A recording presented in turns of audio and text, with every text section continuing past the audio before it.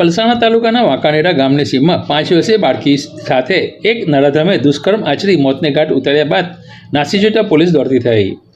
પલસાણા તાલુકાના કડોદરા પોલીસ મથક વિસ્તારમાં આજે રવિવારે સવારે 9:30 વાગ્યાના અરસામાં વાંકાનેરા ગામે રહેતા પરપ્રાંતિય સમજીવીની 5 વર્ષીય પુત્રીને નજીકમાં રહેતા 25 વર્ષીય એક રાજસ્થાની યુવક બાળકીને રેલવે ટ્રેક ઓળંગી પોતાની સાથે ફોસલાવીને લઈ ગયો હતો, જે દીકરી બપોર સુધી નહીં દેખાતા પરિવારજનો ચિંતામાં મુકાયા અને પરિવાર કડોદરા પોલીસ મથકે પહોંચતા પોલીસ ઇન્સ્પેક્ટર ભાવિદી શાહે પોતાની ટીમ તાત્કાલિક કામે લગાડતા પોલીસે સીસીટીવી તેમજ હ્યુમન સોર્સિસ બાતમીદારો, જિલ્લા લોકલ ક્રાઇમ બ્રાન્ચ, એસઓજી તેમજ બારડોલી પોલીસના માણસો, નાયબ પોલીસ જિલ્લા અધિક્ષક સાથે મળી